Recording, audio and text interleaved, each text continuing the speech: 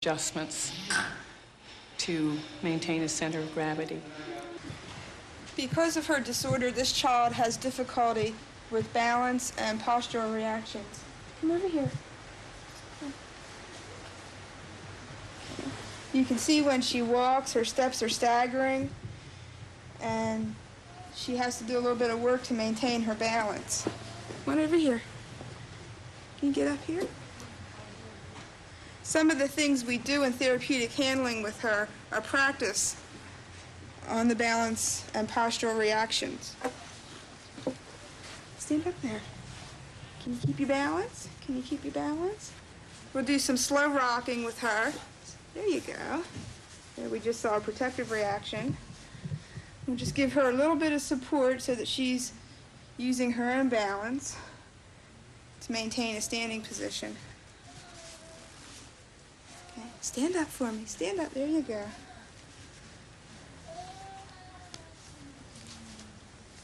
You can see the little adjustment she's making as we move the supporting surface. Because she has poor balance, we have to be careful for her safety in the classroom and in classroom activities. Good night. To give her some protection during classroom activities, we would make sure she's sitting in a chair with good support, preferably with her feet flat on the floor, and we would give her a safety strap in her chair to prevent her from falling out if she suddenly lost her balance or had any sudden movement. And this way she's safe for any activity she would do in the classroom. When she's out of her chair, we would give this child a safety helmet to wear. Get up. Get up. There you go. And this would protect her head in case she were to fall as she's playing in the classroom and walking around.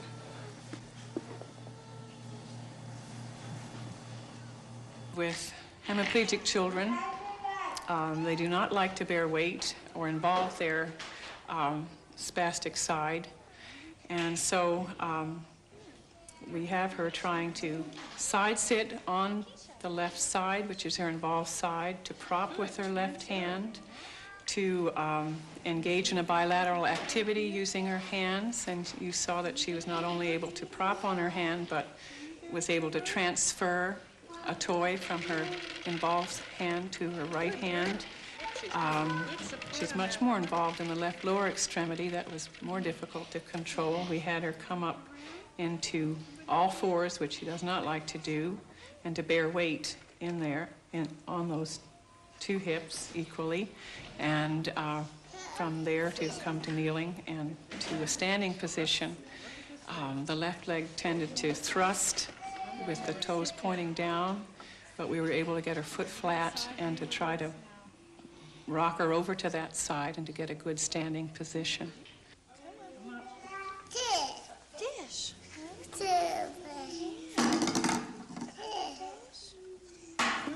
Goal-directed movements, which allow the individual to interact with the environment, can be described in terms of function as well as the pattern of movement. For example, a child may walk atypically, but still be able to get from one place to another. This is a 3.5-year-old girl who was born with central nervous system dysgenesis, and as a result, she tends to have a very broad-based gait when walking, lack of rotation in the trunk. She seems to be somewhat stiff and awkward. She appears to have the motor prerequisites for walking, but in essence she has difficulty with perception and sensory integration, awareness of her body and environment. When muscle tone is atypical, a child may demonstrate atypical postural fixation to attain stability, which can cause other problems. When a child is placed on the floor, you can see that she's doing some postural fixing at the shoulders in order to keep her head and neck extended. Okay, you can see in here that her shoulders are hunched up, and she's using that in order to keep her head up. This is because she doesn't have the postural tone necessary to maintain good neck extension without keeping her shoulders hunched up. If we get her up in a more normal alignment with her shoulders back,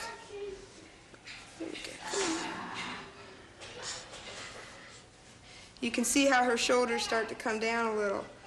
If I just let her go back into her normal position, you can see how the shoulders hunch up and how her head sinks down into her shoulders.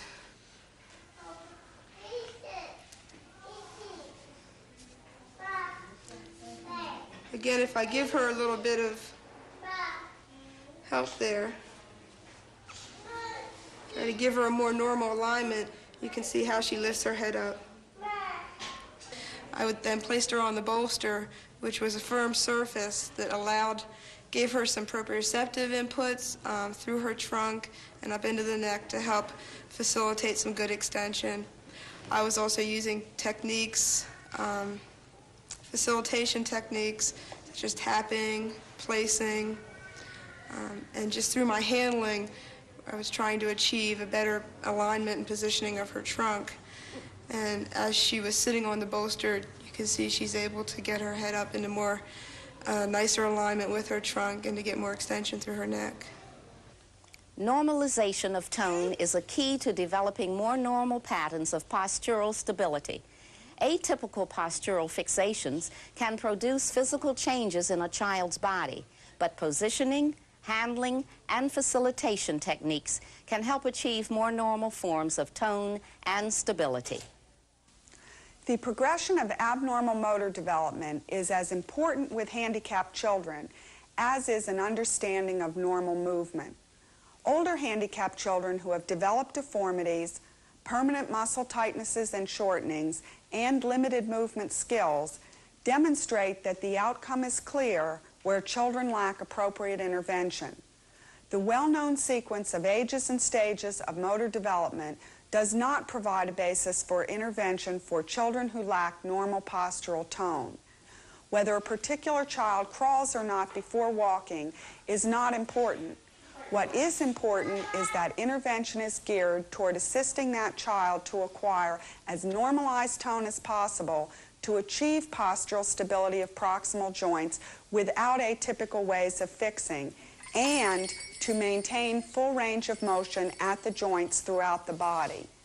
With these essential ingredients, children will be able to learn to automatically right the body in space, maintain posture against the influences of gravity, and perform skilled movement in interaction with the people and objects in the environment.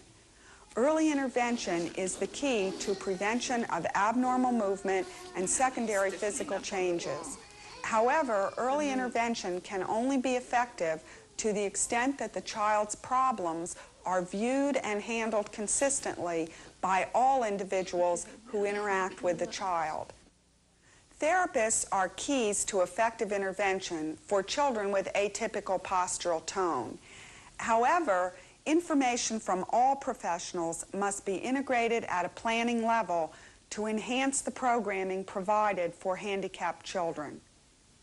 As members of the intervention team, teachers should be able to identify suspected problems with postural tone, automatic movement, and goal-directed movement. Teachers should also be able to identify unusual ways of achieving fixation of a particular body joint which hinders normal movement. In terms of the amount of time spent with the child, the teacher is often the major intervener. Teachers can help a family get appropriate assistance from therapists and physicians who can design effective intervention strategies. Here, come get it. Atta girl, come on. Come on. Go get it. Okay. Go get the ball. Come on. She's walking sideways. Can you please walk forward? Huh? Can you walk forward? Come get it. Get the ball. Dish. Good.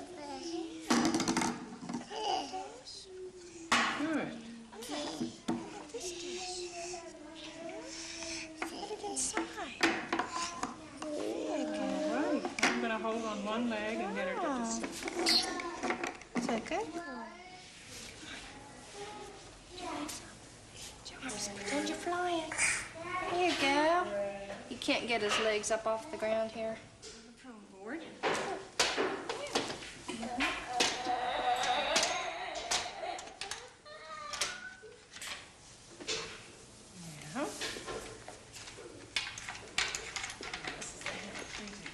Make sure she's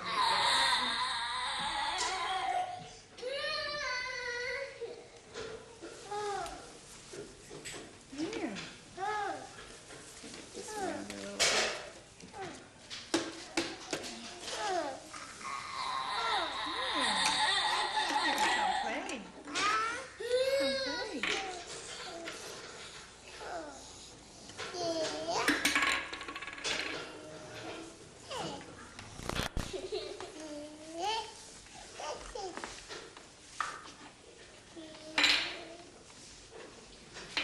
Okay, I don't think you need to put too many more on, do you?